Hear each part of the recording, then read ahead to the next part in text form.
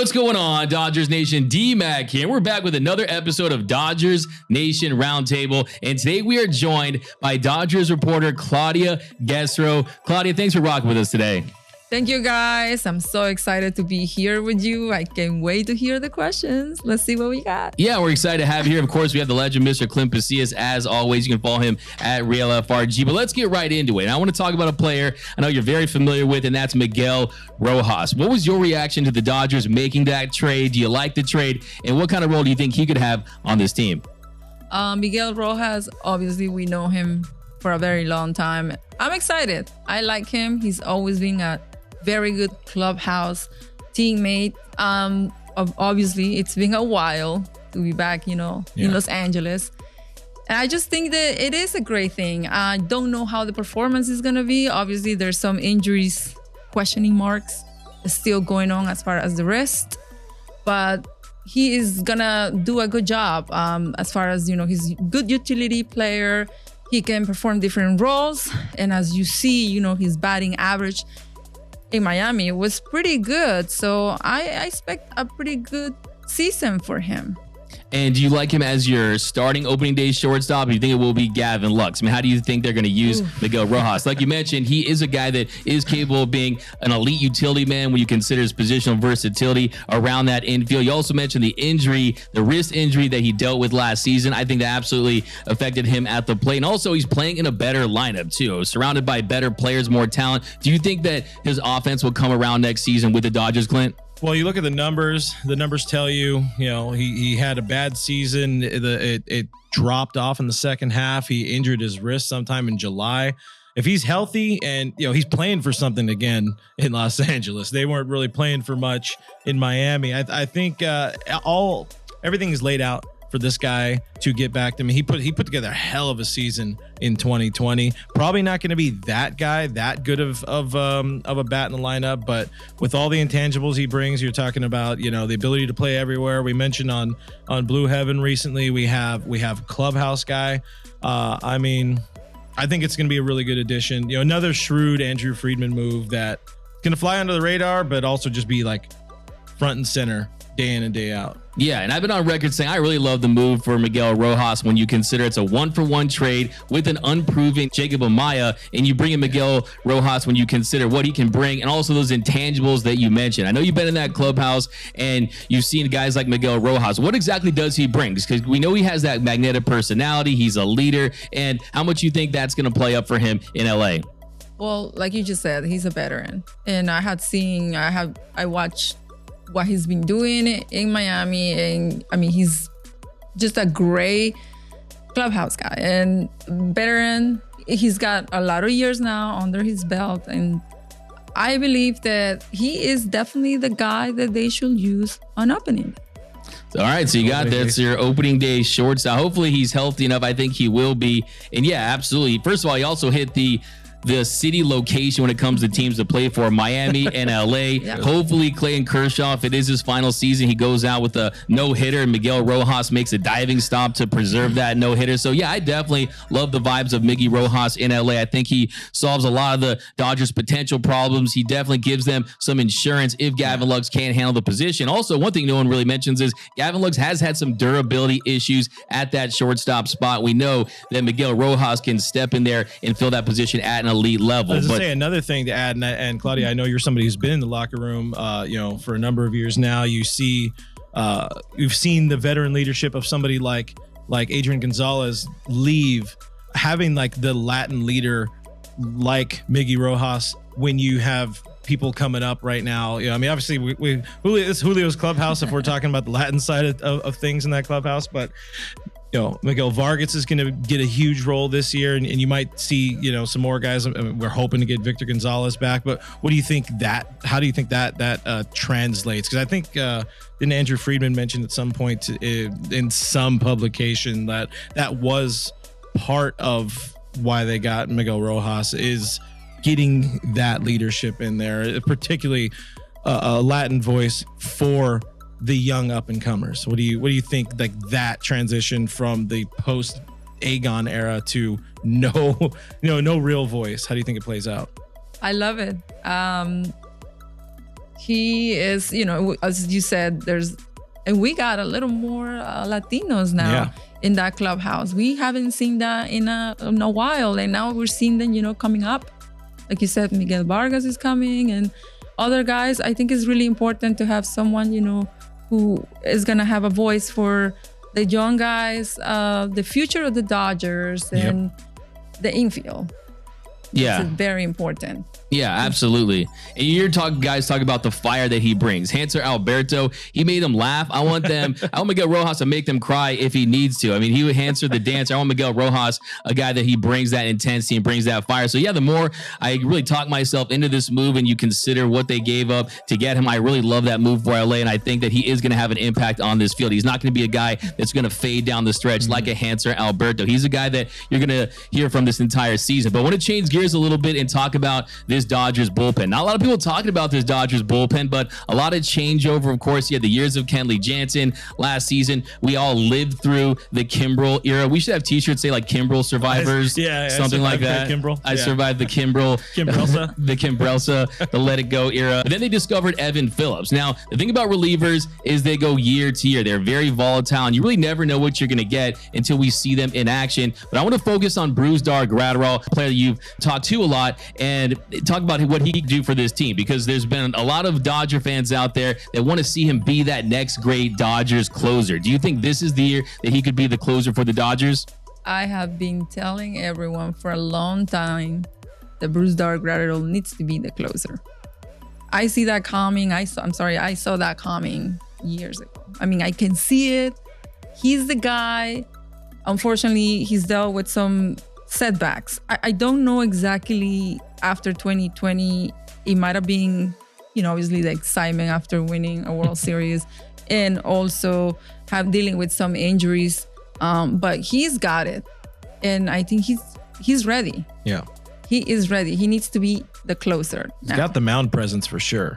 Yeah, he's got the mound presence. He has the stuff. I want to ask you, Clint, what do you say to people out there that say that Brusdar Graterol, he's a guy that gives you triple-digit heat. He can hit 102 on the gun, but he doesn't miss very many bats. Now, he did improve on that number a little bit last season, went from 18% in 2021 to 21.8% in 2022, also lowered that walk rate. But do you think that when you look at his repertoire, do you think he has the stuff to be a natural closer?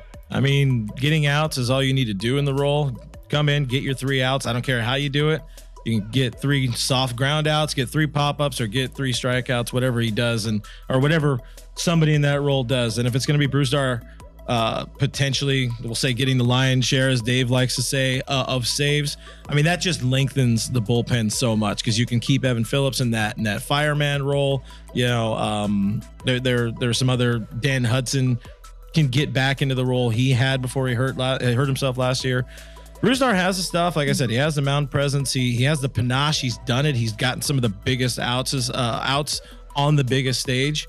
Just giving him the runway, I think he can do it. I think it's something that's the team has some opportunity to kind of play around with that role. And I hope Dave takes the opportunity to not, 2 weeks into spring training and be like, hey, Dan Hudson's going to be our closer. Yeah, no, I think to me that you mentioned Dan Hudson. Right now, if I had to go with the guy, it has to be Dan Hudson, especially when you consider he's not coming off an arm injury and he'll be ready to go. You talk about those strikeout numbers. And when it comes to Brusdar Graterol, after Kimbrel was demoted, he did get those 4 saves. And last year, he did deal with the inflammation. He did miss some time, but still pitched a career high 49 2/3 innings. But I will push back. I don't want to see him as my closer. And the reason being, one, he really pitches to contact a lot, and the reason for that is he throws strikes. He throws strikes in the zone, and when you talk about that extension, he just kind of flings it, right? Yeah. And it's almost like his 101 mile per hour is like a 96 mile per hour fastball for a lot of guys, and the more times you put the ball in play, bad things can happen. And we saw when Kenley Jansen started to decline, it was because he was missing less bats with that cutter, and unfortunate things would come as a result. But I still think he's really growing into one of the better late inning options that the Dodgers have. And I wouldn't mind seeing him get 10 to 12 saves this year. Yeah. I just don't want to see the Dodgers go with the guy. This organization has advanced to a point where, look, closer by committee is the way to go. You play the matchups late in games because, look, sometimes the most critical outs isn't in the ninth inning. The meat of the order isn't in the ninth inning. Sometimes it's before that. So I want to see the Dodgers stay flexible and kind of outgrow that. I was saying on the soft contact or inducing contact, the shift is gone this year. That's going to play a role. I mean, somebody like Miguel Rojas, insane defensive shortstop, but still it's going to be a very different ball game, very different complexion to what we're used to with the restrictions on the shift. Yeah, you hit that nail on the head, Mr. Pasillas, there, because that's something that I'm going to be focusing and zeroing in on early in the season. Is those BABIP numbers, is how much the restriction on the shift is impacting pitchers that put the ball in play. The Bruzdars, the Gonzalez, even the Julio Urias, who we'll talk about in just a second. But let's switch gears to another bullpen piece I want to talk about, and that is Victor Gonzalez. So Victor Gonzalez, you've interviewed him tons and tons of times, and he's really had so many ups and downs. A really roller coaster of a Dodgers career, and he burst onto the scene in 2020 after spending 6 years in the Dodgers minor league system, and he was fantastic. That slide piece was unhittable. He had a 1.33 ERA, 1.67 FIP, and my memory from him was that 2020 Game 6 where he got those 3 straight strikeouts. He was like, super pumped, super fired up. V-Gon became the V-Goat that night, but he's dealt with some injuries. He's had some setbacks. What kind of year do you expect from Victor Gonzalez in 2023, Claudia? If Victor comes back like the Victor we saw in 2020, it's going to be great. I always like Victor, what he's done. Obviously, we know that the Dodgers love their lefties. And there's always a question, what are they going to do with him? I think you heard Dave Roberts saying that he loves Victor. He's giving him all the opportunities because he sees the talent that he's got. And I would say that if he comes back healthy, will give us exactly, a nice repertoire in the bullpen. Well, that's massive. If the Dodgers could get anything close to 2020 Victor Gonzalez, he would absolutely solidify this bullpen. But what are your thoughts on Victor Gonzalez heading into this year, Clint? I mean, if you can get this guy back in the mix, I think there was a hope he could come back and be healthy last year. Didn't prove out to be that way. Caleb Ferguson came back and kind of filled that second lefty role. But if you're able to get, 3 potentially dominant lefties in there, with Alex Vesia, who's probably also going to get some save opportunities in 2023 for sure. This guy is another one of those guys, same as Bruzdar. He's done it on the biggest stage, and that means something. So to get that kind of now veteran presence, that leadership in the bullpen, that absolutely could be huge. Absolutely. I think that's such a major factor, the fact that he has that experience on the big stage. He knows that he can be that guy. But do you think it's just health related with Victor Gonzalez? Because if you saw in 2021, he was supposed to further establish himself as the top left-handed option for the Dodgers, and then he ends up in the minors and didn't even make that postseason roster. And then we saw... It's been quiet from him for a while now. I mean, he's a guy we're just wondering if we'll ever see at the big league level again. But I will say that he was one of the few Dodgers, along with Kevin Pillerbro, that was at the Dodgers Camelback Ranch in anticipation for the NLCS. He was in that get ready camp, and maybe they would have used him in the NLCS had the Dodgers advanced. But do you think it's just health? Do you think it's mental? Do you think he's struggled with life post the sticky stuff era? Because if you look at in 2021, first 28 games, he had a 1.99 ERA with 21 punch outs and 22 in the third innings pitched. And then his last 16 games had a 6.39 ERA, a 5.93 FIP in 12 and 2/3 innings, 10 walks in that stretch. And I'm not trying to say he's a sticky stuff merchant, but what do you think is the reason why he hasn't been close to being the guy we saw in 2020? I don't think he's mental. Yeah. I think Victor has grown a lot since they move him up. I've spoken to him so many times. Yeah, at the beginning when they move him up, he's so new, he's excited, he's maybe a little bit shy at the beginning, but then after the World Series, you win a World Series, trust me, your confidence level is going off the roof. Yeah. And Victor was ready. He was ready. I saw him. You were there. We saw him. We talked to him. And it's unfortunately, that he's just dealing with some injuries. I mean, he was really excited. He trained with some trainers in Mexico in the off season to get ready for the season. And injuries just happens. He got hurt again. And as you see, what Dave Roberts said, they wanted him to come up for the postseason. But this happened. I see him coming back. I don't think it's mental. He's got his stuff. That's my opinion. Yeah, no, I agree with you 1,000% on that one. I've seen people out there saying it's the mental makeup that he's struggling with. This is a guy that after that Tommy John surgery was throwing 86 miles per hour. He thought about quitting baseball. He actually would leave the mound and said he was crying. And then he turns his whole entire career around to win the World Series with the Dodgers. So yeah, this is a guy that absolutely has the mental mindset, the mental toughness to get back to where he should be. He's been to the lowest lows and the highest highs in this game. And it's a hard game. You got to be healthy to do it. And if he's struggling with any sort of arm shoulder malady, that's just going to make it that much harder to, get outs at the highest level.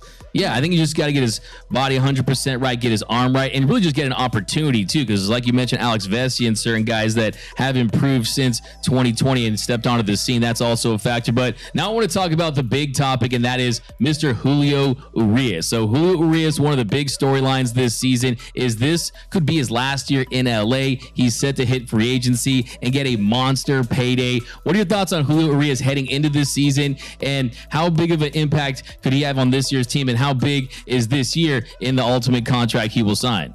I am very, I wouldn't say concerned, but I would like to talk to him. We're all going to obviously talk to him in spring training to find out how he's feeling about this coming season.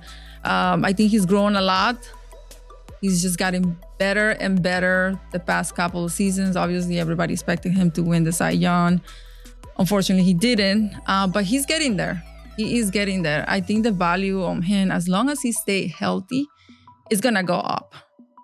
He is definitely going to be looking for a big contract, a huge contract. And we're hoping that the Dodgers will pay for him. Pay the man. Pay the man. I want to ask you, Clint, we talk about the pressure that he's dealing with this season. I mean, he's got a nice little bump in arbitration, making $14.25 million this year. We're talking about a guy that was once the top prospect in all of Major League Baseball. He was the guy that had so much hype surrounding him, and he realized that hype. I mean, he is the indelible image that you think of when you think of the 2020 World Series. He's an iconic Dodger at this point, in my opinion. But do you think the pressure of it being his platform season is going to impact him at all this season? Not even slightly with Julio, man. This is another one of those guys that has been through like literally every up and down in this sport, and now he's gonna be any given day he's gonna be his own, like, not own worst enemy, but for lack of better words, if he's in his head, if he has a bad first inning or whatever. But you don't see him carry that. You don't really see him take too much from game to game. Like he doesn't worry about what's going on with outside noise. He's here to win. He's here to pitch. He's here to go out and prove that, hey, I went from this guy that had the kid gloves, had the training wheels, they wouldn't let me start, to he's put together back-to-back 30 start seasons. He's going to go for it again as long as he stays healthy. He's proven that he can stay healthy. He doesn't care about the noise. He just wants to go out there and pitch. And if he stays in LA, that's fantastic, but he's going to get some bank this offseason. He's going to get a big bag. Yeah. Yeah. I talked to him before the end of the season. It's obvious that Julio said that he wants to stay in LA. And he wants to. He loves LA. Obviously, the Mexican fans, why would he wanted to leave? It's impossible to see him somewhere else. Yeah, I mean, he's really kind of become ingrained in Chicano culture around here as well, too. Like you see a mural of him. They have the mural at Dodger Stadium. It's like, yeah, that just fits. He just fits. Julio fits.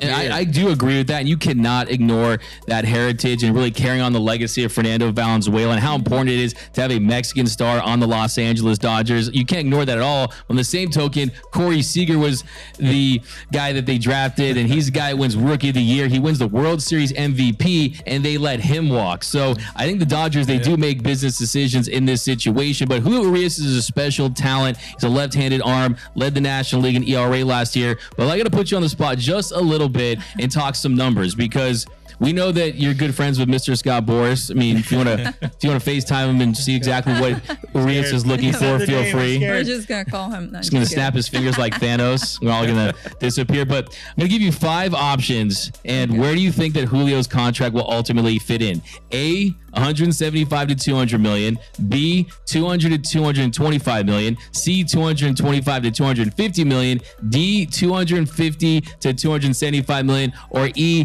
275 to 300 million. Where do you ultimately think, which range do you think he'll be in? 225 to 250. 225 to 250. Yeah, I would say up to 250. Between 200 and 250, I'll bet that they're going to try to get that much money for him. Again, as long as he's staying healthy, that's what he's done for the past couple of years. Possibly, I picture him winning a Cy Young. That they'll go even for more than that if he does that. I mean, let's get him some all-star respect this year too, finally. I think the league is catching up to Julio now in terms of people around baseball knowing this guy and respecting what he's doing.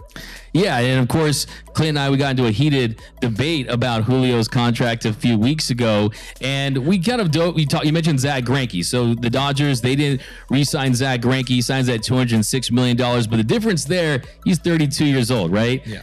Julio Urias is entering his age 27 season. I mean, this is a guy who made his Dodger debut at the age of 19. I think that is one of the best things that he has going for him when it comes to inking a long-term deal with the Dodgers. But where do you think he fits in that range? I think obviously a lot depends on how much success he has this season. Like you mentioned, Claudia staying healthy. I have some points I want to get into too, play a little devil's advocate in just a second, but where do you think he fits in? I mean, the age plays up.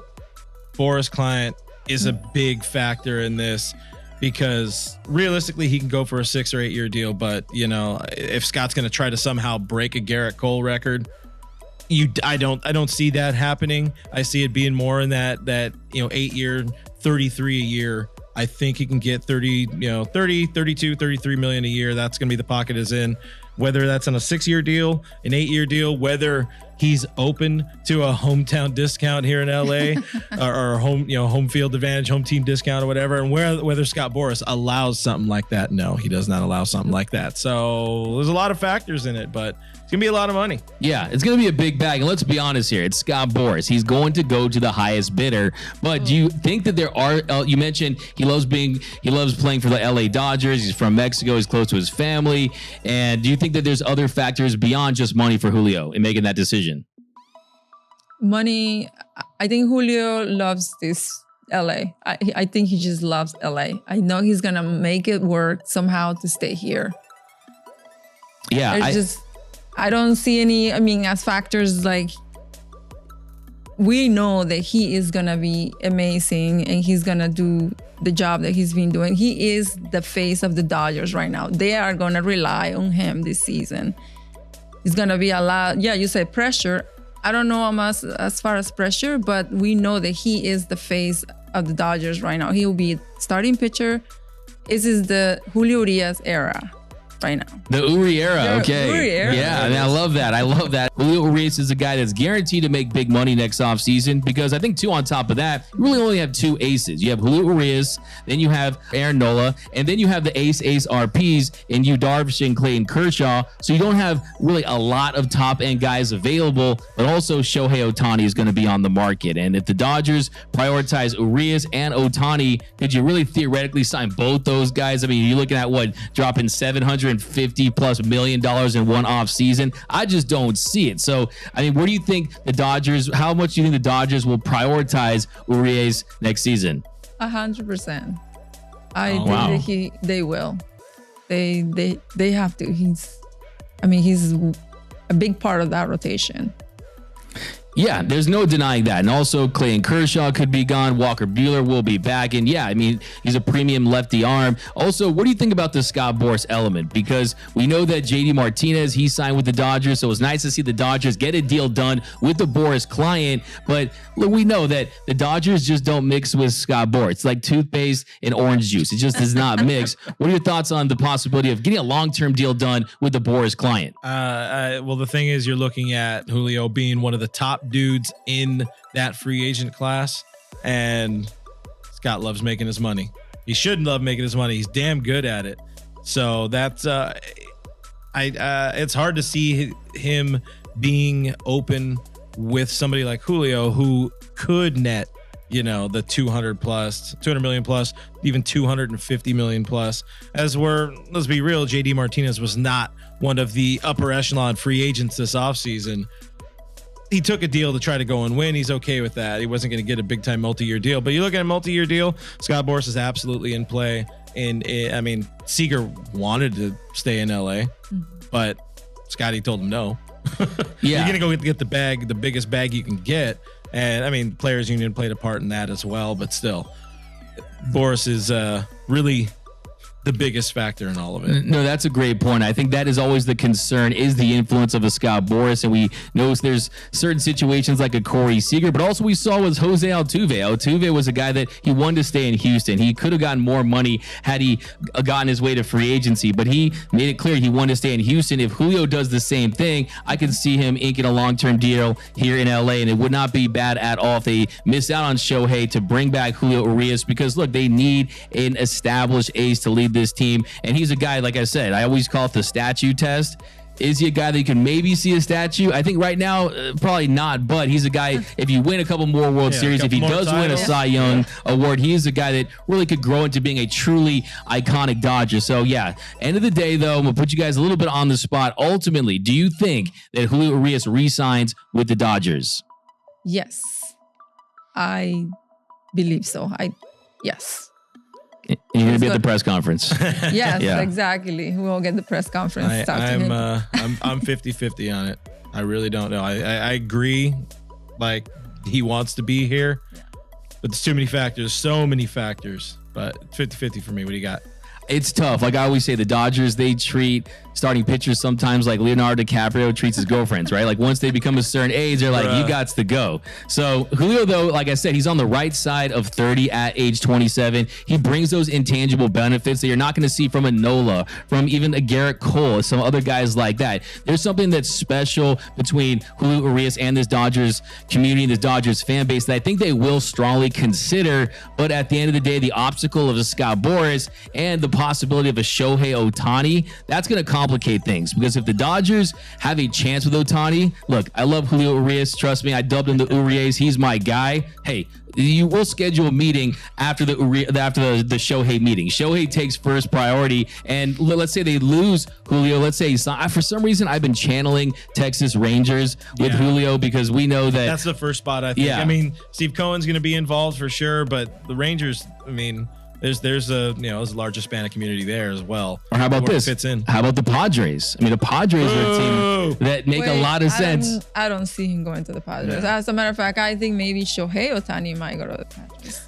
I think it's possible. I think the Padres definitely are a team that really you have to deal with when it comes to all these free agents at this point. But yeah, it's going to be very interesting to see what Julio does this season, because I think he's a guy where, let's say, for example, Clayton Kershaw, he had already, when he hit that 2014 mark where he won the MVP, when he won 3 Cy Youngs, we already knew the bag he was going to get. But Julio's a guy that, man, he can go all over the place this year. I mean, if he struggles, maybe you see him at 200 million, maybe a little under. If he has a Cy Young award winning season where he dominates in the postseason, maybe you could see one of those bags that you've been talking about, one of those crazy amounts. So yeah, I think the one thing too is last offseason, we saw Carlos Rodon sign that 6-year contract at a $27 million AAV. And it kind of started to set the market again for starting pitchers when you really hadn't seen these starters get these big time deals. So I think you're starting to see it trend in the right direction. My favorite thing about Julio Urias though, is you're guaranteed to get production. He averaged 5.2 innings per start, and it'd be interesting to see what his numbers would look like if he was on the Miami Marlins. It'd be interesting to see what his numbers would look like if he was managed by Bob Melvin and the Padres. You have service time manipulation. I think with Julio, it's service prime manipulation, where they've kind of manipulated his innings to a point that have been a detriment to his success as far as career accolades. I mean, it's an absolute crime that he hasn't made an all-star team in his career. But yeah, I mean, look, he has to remain a Dodger. But I think I'm closer to you at 50-50 than you saying it's a lock, or you predicting that. I love hearing it's a lock, because I mean, Julio and Dodger Blue, just that works so damn well. It really does. It really does. On the same token, we saw Fernando play with multiple teams after his heyday. So you just never. Don't jinx it. Yeah. Look, I think He's a bad man. Look, at the end of the day, like I said, I'm not saying he has everything riding on this season, but it's going to be a season where you really follow closely to see what he can get. I mean, Trey Turner performed so well in his contract season. He secured a monster bag. I think Julio's a guy that can make even more money with another elite season in 2023. But that's going to do it for this episode of Dodgers Nation Roundtable. Thank you so much for joining us today, Mrs. Claudia Guesro. How many teams do you cover? I mean, like, I was going to say, everybody follow her because she's one of the hardest working people in sports. She's the hardest working woman in show business right here. There was the Dodgers, the Lakers, Rams, LAFC. What else? Pickleball teams, curling, ball teams.